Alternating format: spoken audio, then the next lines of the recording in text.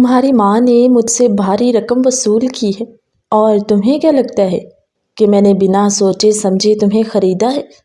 ملک اسفندیار ہوں میں، اس شہر کا سب سے بڑا بزنس مین۔ آج تک کبھی گھاٹے کا سودا نہیں کیا، اور مجھے لڑکیوں کی کمی نہیں تھی۔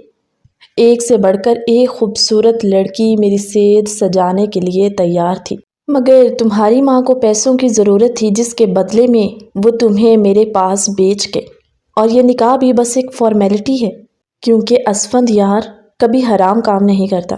سونیا جو بیچاری اجڑی سی حالت، وہ سیدھا سے کپڑوں میں ملبوس تھی، اس بات سے انجان کہ آج وہ کام والی ماسی سے ملک اسفند کی بیوی بن جائے گی۔ ملک اسفند کے سامنے بولنے کی تو وہ جرت بھی نہیں کر سکتی تھی، بالکل سہمی ہوئی فرش پر سر جھکائے بیٹھی تھی۔ اسفند بولا، اپنا یہ بیکاریوں والا حلیہ بدلو، اس شاپنگ بیگ میں تمہارے لیے کچھ جوڑے ہیں، 5 منٹ میں مجھے تم ایک دم پرفیکٹ حلیے میں ادھر بیڈ پر موجود چاہیے ہو۔ سونیا نوکروں کی طرح حکم مانتی ایک جوڑا لے کر واش روم میں چلی گئی۔ پہلے نہائی اور پھر وہ سوٹ پہن کر خود کو شیشے میں دیکھ کر سوچنے لگی کہ کیا مجھے اپنی قسمت پر رشک کرنا چاہیے یا ماتم۔ اس کا دل ہر جذبے سے خالی تھا، ایک روبوٹ کی طرح وہ سب حکم مان رہی تھی، کیونکہ اب اس کا کوئی اور آسرا جو نہ تھا۔ اسفندیار نے گرجتی آواز سے پکارا، جلدی باہر آؤ، پوری رات تمہارے انتظار میں نہیں گزار سکتا۔ وہ جلدی سے گیلے بالوں کو پیچھے کرتی باہر آئی۔ نہا کر اس کا روپ نکھر گیا تھا، وہ جو بمشکل 15 سال کی تھی، اور اسفندیار جو پہلے سے شادی شدہ 35 سال کا جوان مرد تھا۔ سونیا بیڈ کے پاس آ کر کھڑی ہو گئی۔ جی صاحب جی۔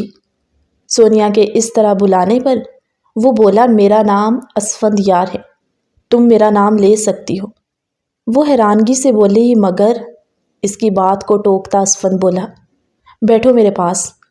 دیکھو، تمہارا اور میرا رشتہ کوئی جذباتی طور پر نہیں جڑا۔ تمہاری ماں کو پیسے چاہیے تھے اور مجھے میرا وارث۔ میری بیوی کبھی ماں نہیں بن سکتی، اور میں اپنی بیوی سے بہت محبت کرتا ہوں، اس لیے یہ نکاح چوری کیا۔ جب تم سے میرا وارث ہو جائے گا تو تم میری طرف سے پھر آزاد ہوگے۔ سونیا جو بیچاری 15 سال کی ابھی خود بچی تھی، ان باتوں کو سمجھنے سے قاصر، بس خاموشی سے سر جھکائے سب سنتی رہی۔ اسے بس یہی دکھ تھا کہ اس کی سگی ماں نے اسے پیسوں کے بدلے اس امیر زادے کے پاس بھیج دیا۔ خیر، اب وہ امیر زادے کی دسترس میں تھی، جسے اس معصوم سے کوئی لگاؤ نہیں تھا، بس وارث چاہیے تھا تاکہ اس کی بیوی بانجھ ہونے کے طعنے نہ سنے۔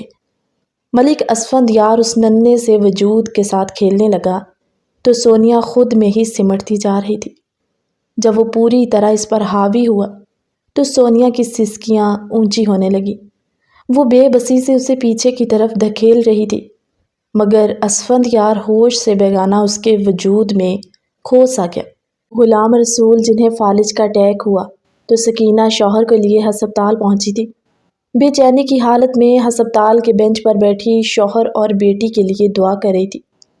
سکینہ خود کو اس وقت انتہائی بے بس اور اس بھری دنیا میں اکیلا محسوس کرتے رو رہی تھی کہ اچانک اندر سے ایک نرس باہر آئی، جس نے کہا، آپ کے شوہر کی حالت کافی خراب ہے، مگر امید ہے وہ ریکور کر جائیں گے، اس لیے آپ فیس جمع کروا دیں تاکہ ان کا علاج شروع ہو سکے۔ سکینہ نے جو رقم اسفندیار سے بیٹی کے بدلے لی، وہ ساری شوہر پر لگا رہی تھی کہ کسی طرح اس کے شوہر کا سایہ اس کے سر پر قائم رہے۔ روحی کی اتنی کالز، سب خیریت تو ہے؟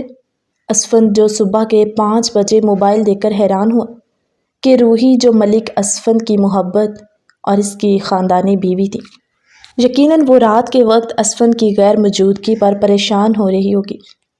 اسفند نے کال بیک کی تو روحی بنا رکے بولے چلی گئی، کہاں ہو اسفند؟ کس کے ساتھ ہو؟ آج سے پہلے کبھی رات کو باہر نہیں رہا، یقیناً تم کسی کے ساتھ ہو۔ بلکہ ایک کام کرو، میں تمہیں ابھی ویڈیو کال کرتی ہوں تاکہ دیکھوں تم کہاں ہو اور کس حالت میں ہو۔ سونیا جو اسفند کی آواز سن کر نیند سے جاگی، وہ سمجھ گئی کہ ضرور روحی بی بی ہوں گی۔ سونیا پریشان ہونے لگی کہ اگر ان کو پتہ چلا تو وہ تو مجھے جان سے مار دیں گے۔ اسفند بولا، relax Roohi, please calm down. Asfand جتنا بھی غصے والا تھا مگر بیوی کے سامنے بالکل ہار جاتا تھا۔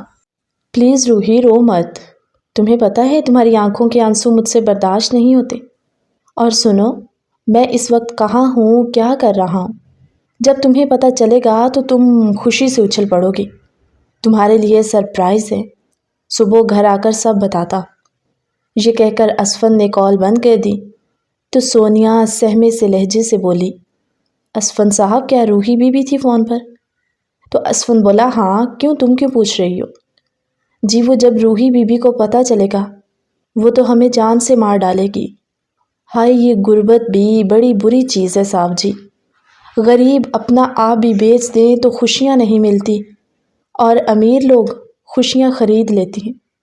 اس کم عمر لڑکی کی گہری سی بات پر ایک دم ملک اسفند اس کی جانب پلٹا اور اس کے چہرے کو باغور دیکھنے لگا۔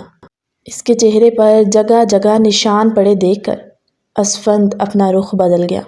جو بھی تھا مگر سونیا تھی بڑی خوبصورت۔ اس کے چہرے میں ایک کشش سی تھی جو دیکھنے والے کو اپنی طرف متوجہ ضرور کرتی۔ اسفند اٹھ کر فریش ہونے لگا، اب اسے ملک ہاؤس جانا تھا۔ سونیا گھبرا کر بولی، او جی کیا میں ادھر اکیلی رہوں گی؟ مجھے عادت نہیں ہے جی اس طرح اکیلے رہنے کی۔ اسفند نے ڈریسنگ کے شیشے سے ایک نظر سونیا پر ڈالی اور بولا، کچھ دنوں کی بات ہے، عادت ڈال لو، پھر کوئی بندوبست کرتا ہوں، اور موبائل رکھو اپنے پاس، کسی چیز کی ضرورت ہوئی تو کال کر دینا۔ اسفند صاحب، پر یہ تو مجھے چلانا ہی نہیں آتا، تو میں کال کیسے کروں گی؟ ایک پل کو اس کا معصوم انداز اسفند کو دلکش سا لگا تو وہ اسے اپنے ساتھ بٹھائے کچھ سمجھاتا رہا کہ آدھے گھنٹے بعد سونیا کو کال کرنے اور ریسیو کرنے کی سمجھ آ گئی۔ اسفند بولا، کھانے پینے کا تمام سامان گھر پر موجود ہے، ٹائم نہ گزرے تو ٹی وی دیکھ لینا۔ وہ اس سے نصیحت پر نصیحت کرتا گھر سے نکل گئی۔ گاڑی سٹارٹ کی اور حویلی کے راستے پر نکل پڑا۔ آدھے گھنٹے کی مسافت طے کر کے وہ اپنی حویلی پہنچا جہاں سب لوگ ناشتے کے ٹیبل پر موجود تھے، بس روحی وہاں موجود نہ تھی۔ اسفند نے ماں باپ کو سلام کیا تو ملک حسن بولے، اسفند بیٹا رات کہاں تھے؟ اس کی والدہ بھی سوالیہ نظریں اس پر جمائے اسے دیکھ رہی تھی تو وہ بولا، بابا اصل میں آفس میں تھوڑی دیر ہو گئی تو گھر کی بجائے فلیٹ نزدیک تھا وہیں رک گیا، کیونکہ حالات بھی ٹھیک نہیں، جو رات کے 2-2:30 بجے گھر آتا۔ تو حسن صاحب نے بیٹے کے کندھے پر تھپکی سی لگائی اور بولے، اسفند تم اپنے باپ کا فخر ہو، میں نے ایک چھوٹی سی کمپنی تمہارے حوالے کی تھی اور تم نے اسے ایسے سنبھالا کہ آج ہمارا بزنس الحمدللہ عروج پر ہے۔ نفیسہ بیگم نے بیٹے کو دعائیں دی، جیتے رہو، کامیابیاں تمہارے قدم چومتی رہیں۔ بس بیٹا ہمارے دل میں ایک ارمان ہے جو ہر والدین کے دل میں ہوتا ہے، ہم تمہاری اولاد دیکھنا چاہتے ہیں۔ دیکھو اسفند، یہ سب اللہ کی مرضیاں ہوتی ہیں، ہم نے بڑے چار لاڈ سے تمہاری شادی روحی سے کی، مگر اللہ شاید روحی کی قسمت میں ماں بننا نہیں لکھا تھا، جس میں اس کا بھی کوئی قصور نہیں۔ مگر بیٹا تمہاری شادی کو 10 سال ہو گئے، اب تمہیں کوئی فیصلہ ضرور لینا پڑے گا، ہم نہیں چاہتے کہ ہمارا خاندان بس تم پر ختم ہو۔ اسفند بولا، جی میں کچھ سوچتا ہوں اس بارے میں، چلے میں روحی کو دیکھ لوں۔ اسفند کھانے کی میز سے اٹھا اور سیڑھیاں چڑھتا اوپر اپنے کمرے کی جانب گیا جہاں روحی ابھی سو رہی تھی۔ شاید ساری رات وہ جاگتے ہوئے اسفند کا انتظار کرتی رہی۔ اسفند جو روحی کے پاس بیٹھا اس کے بالوں کو سہلانے لگا اور دل ہی دل میں یہ سوچنے لگا کہ اگر قسمت نے ہمیں ایک کر دیا تھا تو کاش اس اولاد کی نعمت سے نواز کر مکمل بھی کر دیتا، تو آج وہ یہ سب نہ کرتا۔ خیر روحی کی آنکھ کھلی تو اسفند کو قریب ہو کر وہ جٹ سے اس کے ساتھ لپٹ گئی اور رونے لگی، کہنے لگی، اسفند جانتے ہو میرے دل میں کیا کیا وسوسے آ رہے تھے، مجھے ایسا لگا آپ مجھ سے بہت دور ہو رہے۔ اسفند نے اسے اپنی باہوں میں بھینچا اور بولا، ایسا کبھی نہیں ہو سکتا کہ تمہارا اسفند کسی اور کا ہو جائے۔ اس بات پر روحی نم لہجے میں بولی، مگر اسفند اب وقت آ گیا ہے کہ آپ کو کسی اور کا ہونا پڑے گا، اپنے خاندان کے لیے، اس نسل کو آگے بڑھانے کے لیے، اور میں اس بات کی آپ کو اجازت دیتی ہوں۔ اسفند سیدھا ہو کر بیٹھا اور بولا، میں نے ایک پلان بنایا ہے جس کے تحت ہم گھر والوں کو بتائیں گے کہ تم پریگننٹ ہو۔ روحی ایک دم سے چونکتے ہوئے اٹھ کر بیٹھی اور بولی، اسفند، مگر یہ جھوٹ کب تک چھپے گا؟ اور پھر ایک نہ ایک دن بچہ کہاں سے لائیں گے؟ تو اسفند نے اس سے بتایا کہ جو سکینہ ہمارے گھر کام کرتی تھی اور اب اس کی بیٹی سونیا آتی تھی۔ روحی بولی، ان باتوں میں ان کا ذکر کیوں؟ اسفند بولا، دیکھو پہلے میری بات مکمل سنو اطمینان سے۔ میں کسی کو تمہارے برابر نہیں لا سکتا، یہی وجہ ہے کہ میں نے یہ قدم اٹھایا۔ روحی بولی، پلیز اسفند، ساری بات ایک ہی دفعہ کھل کر بتاؤ، میرا دل بیٹھا جا رہا۔ اسفند بولا، سکینہ کا شوہر بیمار تھا، اسے اس کے علاج کے لیے پیسے چاہیے تھے۔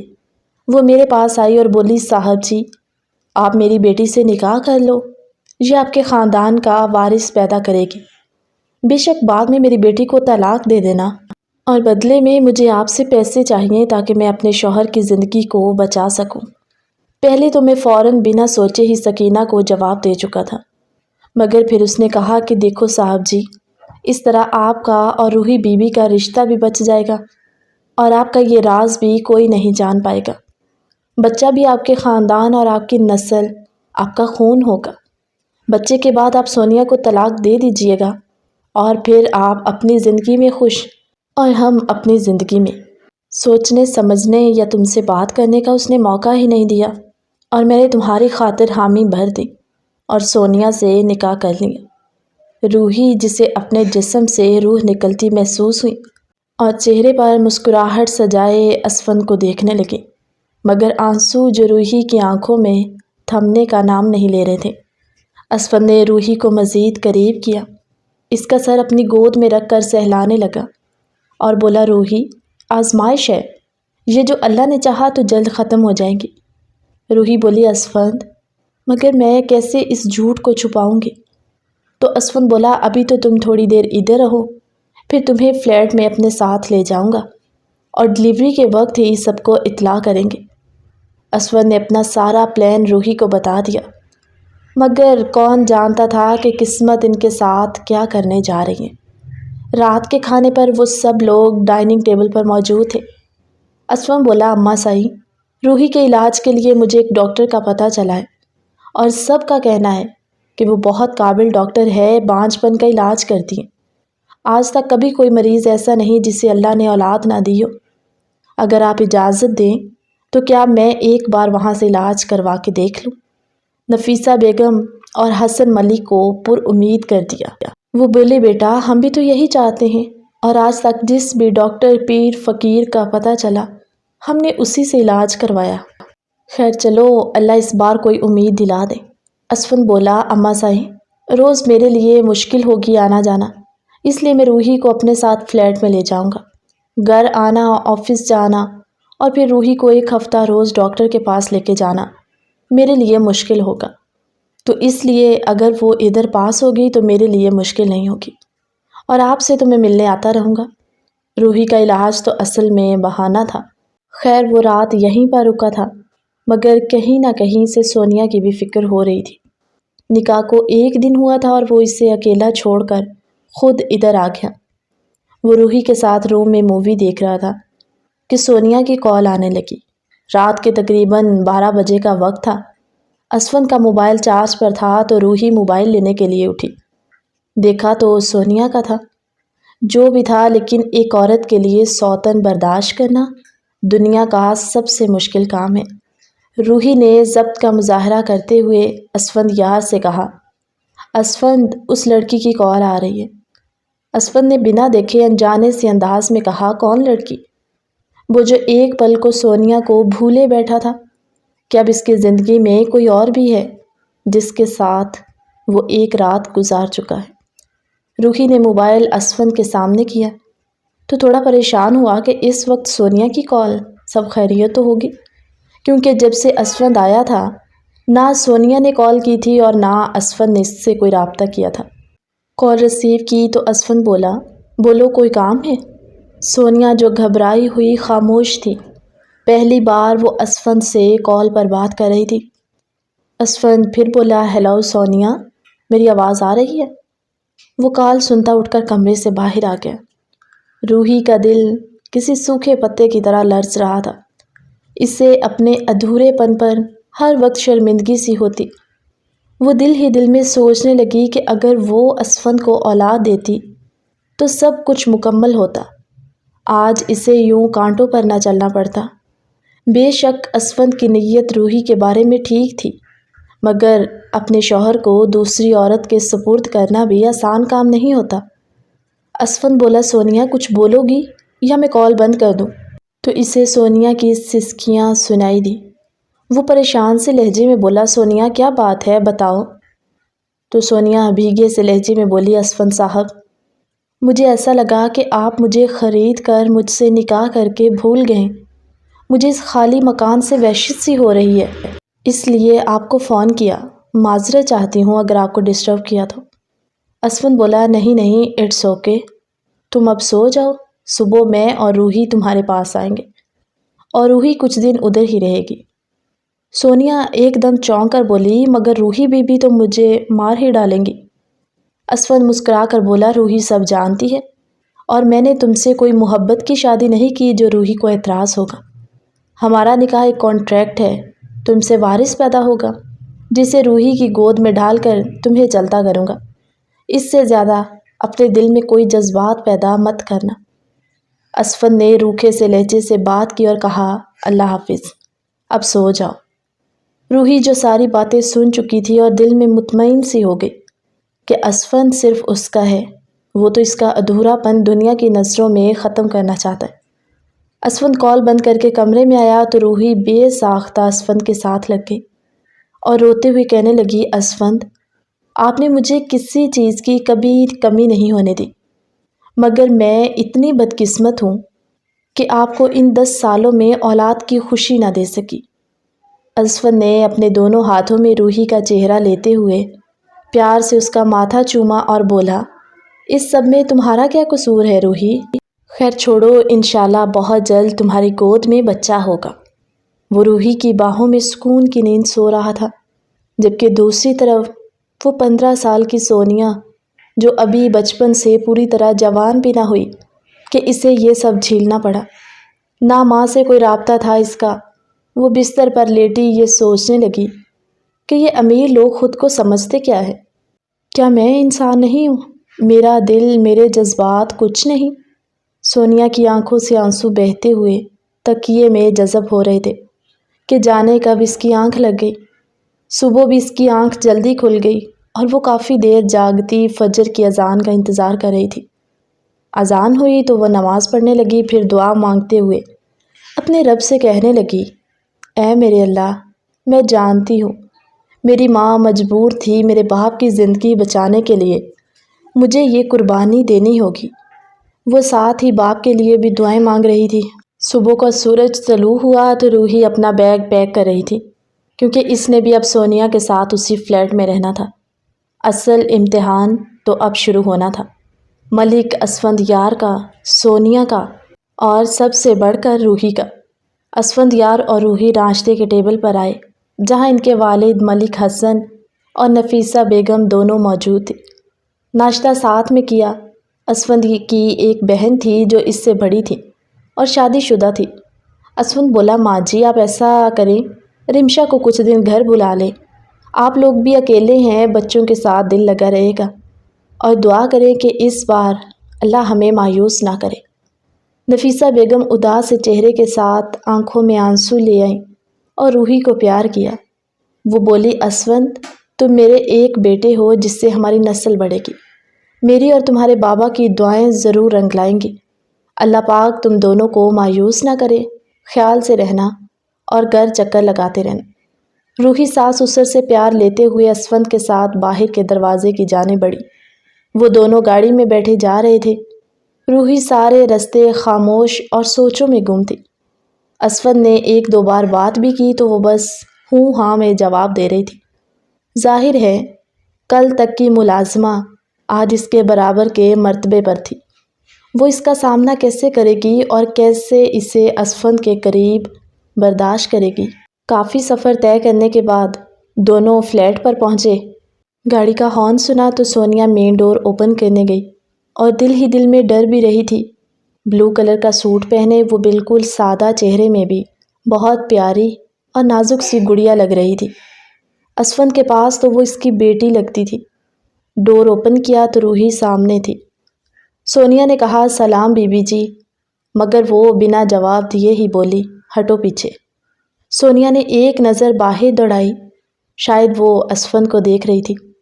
اسفند ابھی باہر پارکنگ میں گاڑی لگا رہا تھا۔ سونیا روحی کے پاس آ کر بولی، بی بی جی، اسفند صاحب نہیں آئے کیا؟ اس نے ڈرتے ڈرتے پوچھا تو روحی نے ایک نظر اس سونیا پر ڈالی جس کے وجود پر کافی مہنگا اور برانڈڈ جوڑا دیکھے حیران ہو گئی۔ وہ کہیں سے بھی وہ سونیا لگ ہی نہیں رہی تھی جو ان کی ملازمہ ہوتی تھی۔ اس سے پہلے کہ روحی کوئی جواب دیتی، ملک اسفند مین ڈور سے گھر میں انٹر ہوا تو سونیا نے چھپی سی نظر اس پر ڈالی اور ہچکچاتے ہوئے بولی، آپ دونوں بیٹھے، میں چائے لاتی ہوں۔ جس پر روحی بولی، او ہیلو میڈم، ہم اس گھر میں کوئی مہمان نہیں ہیں، بلکہ یہ میرا گھر ہے، اور یوں تابعداری کا مظاہرہ کر کے تم اپنی جگہ بنانے کی کوشش مت کرنا۔ I hope you will understand. Sonia بولی، معافی چاہتی ہوں بی بی جی اگر برا لگا تو۔ اسفند، جس نے روحی سے کہا، کم آن سویٹ ہارٹ، ریلیکس رہو، اور میں نہیں چاہتا کہ اس تھوڑے سے عرصے میں کسی بھی قسم کی کوئی ڈسٹربنس ہو، سو کوآپریٹ تو کرنا ہوگا روحی تمہیں۔ سونیا جو پاس کھڑی اسفند یار کی جانب دیکھ رہی تھی اور یہ سوچ رہی تھی کہ کیا روحی بی بی کا مجھے ڈانٹنا اسفند کو برا لگا ہے۔ اسفند نے ایک نظر سونیا پر ڈالی جو معصوم سی اسے دیکھ رہی تھی۔ ابھی تک اس کی گردن پر وہ نشان موجود تھا جو اسفند یار نے اپنی شدتیں اتارتے ہوئے اس کی گردن پر ڈالا تھا۔ اس سے پہلے کہ روحی کی نظر پڑتی، اسفند نے اشارے سے سونیا کو گردن کی طرف اشارہ کیا اور کہا کہ یہ چھپاؤ، مگر وہ سطح کی بیوقوف جو سمجھ ہی نہ سکی تو اسفند روحی سے کہنے لگا، جاؤ اپنا سامان کمرے میں سیٹ کرو، اور پلیز روحی ریلیکس رہنا، یہ سب میرے لیے بھی مشکل ہے مگر ہمارے فیوچر کو سیو کرنے کے لیے یہ ضروری ہے، ورنہ اماں جی دوسری بہو لانے کا کہہ رہی ہیں، میرا ساتھ تو تمہیں دینا پڑے گا۔